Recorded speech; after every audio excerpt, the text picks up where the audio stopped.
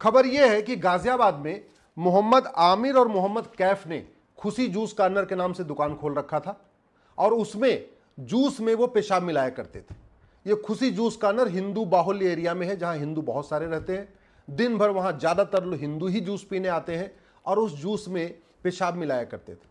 जब पुलिस ने छापा मारा तो वहां पे लगभग 1 लीटर पेशाब मिली, जिसको थोड़ा थोड़ा करके वो जूस में मिलाते रहते थे। इसके पहले भी बहुत सारी ऐसे खबरें आ चुकी हैं। रोटी पे थूकने की वीडियो आ चुके हैं, थूकने की खबरें आ चुकी हैं। मिठाइयों में पेशाब करने की खबर आ चुकी है। सब्जी और दाल में ढाबों पे लैट्रिन मिलाने की खबर आ चुकी है। सब्जियों के ऊपर पेशाब करने की खबर आ चुकी है।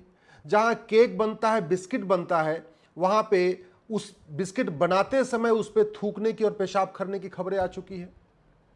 सवाल यह है कि आखिर ये हो क्यों रहा है? ये पाक नापाक की सोच कहां सिखाई जा रही है? ये हराम और हलाल की सोच कहां सिखाई जा रही है?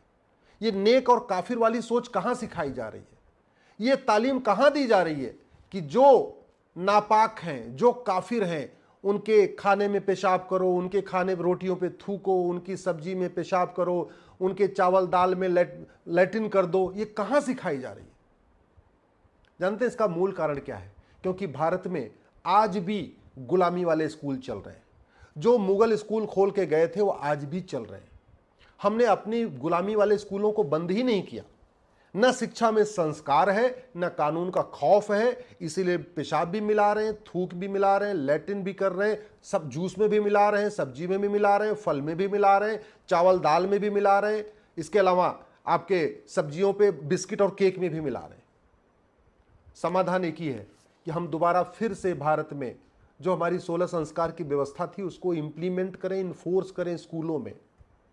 आप कितना भी सीसीटीवी लगा लीजिए, आप कितना भी देख रेख कर लीजिए, आप कितना भी वॉच कर लीजिए, लेकिन अगर बच्चे के दिमाग में आ गया कि जो काफिर है उसके खाने में थूकना है, पेशाब मिलाना है, लैट्रिन करना है, तो सोच कभी खत्म नहीं होगी। सोच खत्म करने का दो ही तरीका है, शिक्षा में संस्कार हो और कानून का खौफ है। दुर्भाग्यवश ये जो भारतीय न्याय संहिता है ना, इसमें भी खान पान की वस्तुओं में थूकना, पेशाब करना, लैट्रिन करना, बाथरूम करना, बिस्किट में, सब्जी पे, फल पे, ये कोई सीरियस क्राइम नहीं है। तो दो तरीका है, शिक्षा में संस्कार हो और कानून का खौफ हो। कानून का खौफ का मतलब जो पेशाब करते हुए मिला, जो लैट्रिन करते हुए मिला, जो थूकते हुए मिला, उसको 10 से 20 साल सजा होगी, उसकी नागरिकता खत्म होगी। जो इस तरीके की नफरत वाली सोच लेके बैठा हुआ है कि हिंदुओं के खाने पीने की वस्तु में पेशाब कर रहा है, थूक रहा है, लैट्रिन कर रहा है, उसकी नागरिकता खत्म करने के लिए कानून होगा, 20 साल जेल में डालने के लिए कानून होगा, तब खौफ पैदा होगा। और ये मुझे समझ में नहीं आता कि हम संविधान की इतनी व्याख्या करते रहते हैं। ये भारत का संविधान है, संविधान कहता है, ये भारत का संविधान है, यानी भारत की संस्कृति को प्रमोट करने के लिए है, भारत की परंपराओं को प्रमोट करने के लिए है। भारत में तो सात्विक भोजन का सिस्टम रहा है। भारत में कभी भी आप कोई पुराना एग्जाम्पल बताइए जो खान पान की वस्तु में कोई थूकता हो, पेशाब करता हो, लैट्रिन करता हो, जूस में, फल में, सब्जी में, घी में, बाकी चीजों में, और सब कुछ हो रहा है। हम राइट टू एजुकेशन एक्ट है ना, इसमें केवल एक शब्द जोड़ना, इक्वल, तो ये हो जाएगा राइट टू इक्वल एजुकेशन। और जैसे राइट टू इक्वल एजुकेशन हो जाएगा, फिर पूरे देश में आप गुलामी के स्कूल सारे बंद कर सकते हैं। जो मुगलों ने खोला उसको भी बंद कर सकते हैं, जो अंग्रेजों ने खोला वो भी, यानी मिशनरियों को बंद, मिशनरी स्कूल भी बंद कर सकते हैं, मदरसे भी बंद कर सकते हैं। 8वीं तक 1 नेशन 1 सिलेबस लागू कर सकते हैं, 1 नेशन 1 करिकुलम लागू कर सकते हैं, 1 नेशन 1 एजुकेशन बोर्ड लागू कर सकते हैं। आप कहेंगे कि संविधान के आर्टिकल 28 में लिखा हुआ है रिलीजियस बुक नहीं पढ़ाना, तो बिल्कुल सही लिखा हुआ है। कुरान और बाइबल रिलीजियस बुक है। भगवत गीता, वेद, उपनिषद, पुराण, ये धार्मिक ग्रंथ है। धर्म और रिलीजन में जमीन आसमान का अंतर होता है। धर्म जोड़ता है। धर्म थूकना, पेशाब करना, लैट्रिन करना नहीं सिखाता। धर्म खान पान की वस्तुओं में ऐसी गंदगी फैलाना नहीं सिखाता। धर्म तो सिखाता है सबको सात्विक भोजन करो, सात्विक भोजन परोसो। ये तो रिलीजन सिखाता है, ये मजहब सिखाता है कि थूक दो, पेशाब कर दो, गला काट दो, लैट्रिन कर दो, ये सब रिलीजन सिखाता है। तो आर्टिकल 28 में जो लिखा हुआ बिल्कुल सही लिखा हुआ है कि आप रिलीजियस बुक नहीं पढ़ाएंगे किसी स्कूलों में, लेकिन आर्टिकल 28 में ये कहीं नहीं लिखा हुआ है कि आप धार्मिक ग्रंथ नहीं पढ़ाएंगे। केवल धर्म और रिलीजन को परिभाषित कर दिया जाए तो भारत की 50% समस्या खत्म हो जाएगी। भारत केवल धर्म, मेरी PIL चल रही है कोर्ट में और केंद्र सरकार को नोटिस भी हुआ है कि आप केवल धर्म और रिलीजन को परिभाषित करते ही भारत की जो संविधान की व्याख्या अपने आप में बदल जाएगी। संविधान में जो रिलीजन शब्द उपयोग किया है वो मजहब के लिए उपयोग हुआ है, पंथ के लिए उपयोग हुआ है, धर्म के लिए नहीं। सनातन धर्म सिखाने के लिए संविधान कहीं मना नहीं करता। और धर्म और रिलीजन में जमीन आसमान का अंतर है। अगर भारत में एक रेलवे बोर्ड से पूरे देश में रेलवे चल सकती है, तो वन एजुकेशन बोर्ड से पूरे स्कूल नहीं चल सकते क्या? अगर भारत में वन टैक्स हो सकता है, जीएसटी हो सकता है, उत्तर से दक्षिण, पूर्व से पश्चिम तक सबकी जीएसटी डिफाइन हो सकती है, तो हम एक सिलेबस डिसाइड नहीं कर सकते क्या? अरे फिजिक्स का सिलेबस पूरे देश का एक हो सकता है, केमिस्ट्री का एक हो सकता है, जूलॉजी का एक हो सकता है, बॉटनी का एक हो सकता है, मैथ का एक हो सकता है, तो वन नेशन वन सिलेबस भी हो सकता है। सब अपनी अपनी भाषा में पढ़ें, किताब अलग अलग क्यों होनी चाहिए? और तीसरी बात सबसे इंपॉर्टेंट, बच्चा माँ के पेट में आता है, वहाँ से उसको संस्कार देने की ज़रूरत है। इसलिए हमारे जो क्या कहते हैं, महर्षि स्वामी दयानंद सरस्वती जी ने इतनी अच्छी की पुस्तक लिखी थी, संस्कार विधि। इसमें 16 संस्कार का वर्णन है। ये हमारे स्कूलों में पढ़ाया नहीं जा रहा है। भैया फसल तब अच्छी होती है ना जब उसका बीज भी अच्छा हो, बाद में जब बीज बड़ा हो तो उसको खाद पानी अच्छी दिया जाए, उसकी सिंचाई के उसको पानी दिया जाए, उसको खाद दिया जाए, उसको निराई किया जाए, उसकी गुड़ाई किया जाए, खरपतवार की सफाई किया जाए, तब वो बीज अच्छा पेड़ बनता है। अगर बीज ही गड़बड़ होगा तो बाद में कितना भी आप खाद पानी दे लो, कितना उसकी निराई गुड़ाई कर लो, वो कभी ठीक नहीं होगा। तो बीज अच्छा हो, व्यक्ति का पेट में अच्छा संस्कार हो। इसलिए हमारे स्वामी दयानंद सरस्वती जी ने कहा था गर्भाधान संस्कार बहुत ज़रूरी है। गर्भाधान संस्कार बंद हो गया, उपनयन संस्कार बंद हो गया, ठीक है, विद्या आरंभ संस्कार बंद हो गया। जितने हमारे 16 संस्कार थे हमने सबको छोड़ दिया।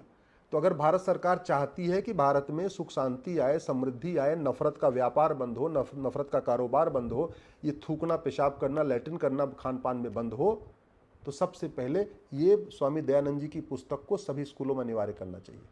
और एक बात अच्छी तरीके से समझ लें, ये जो खुशी जूस कॉर्नर वाला, ये मोहम्मद आमिर और मोहम्मद कैफ जो जूस परोस रहा है, ये आपके दिल्ली के जो प्रीमियम एरिया में भी यही होता है, आप भूल जाइए।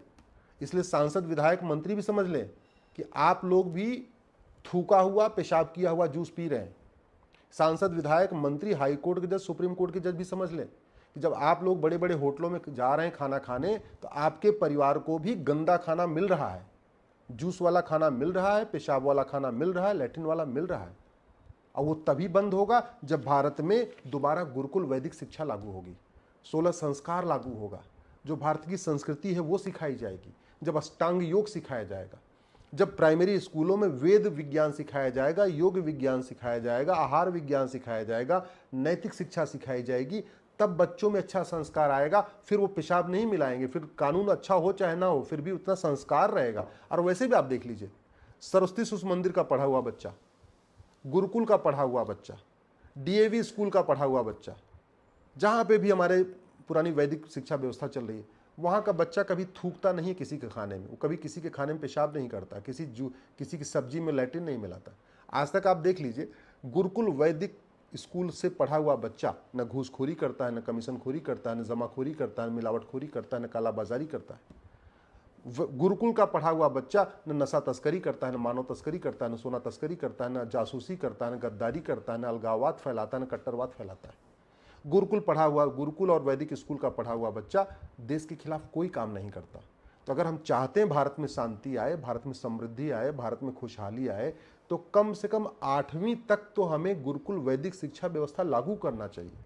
वेद विज्ञान पढ़ाना चाहिए, यज्ञ विज्ञान पढ़ाना चाहिए, आहार विज्ञान पढ़ाना चाहिए, नैतिक शिक्षा पढ़ानी चाहिए, जो हमारे बड़े ऋषि महर्षि हुए उनके जीवन के बारे में सिखाना चाहिए, जो हमारे बड़े महान राजा हुए उनके बारे में सिखाना चाहिए।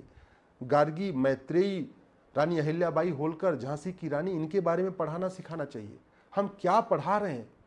इतनी घटिया हम स्कूलिंग कर रहे हैं, इतनी घटिया हमने स्कूलों को यहाँ भारत में छूट दे रखी है कि बच्चे जो है जूस की दुकान में पेशाब मिला रहे, ढाबों पे थूक रहे हैं, बिस्किट में जहाँ बेकरी का काम कर रहे हैं वहाँ पेशाब कर रहे हैं, ढाबों में काम कर रहे हैं तो सब्जी में लैट्रिन मिला रहे हैं। कहाँ से? ये केवल और केवल गुलामी के स्कूलों का परिणाम है।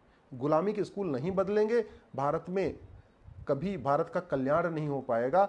नफरत न रुकेगी, न एकता अखंडता मजबूत होगी, और जो ये गंदगी चल रही है ये गंदगी भी नहीं रुकेगी। समाधान है भारत में समान शिक्षा, एक देश एक शिक्षा बोर्ड, एक देश एक सिलेबस, एक देश एक पाठ्यक्रम, एक देश एक किताब।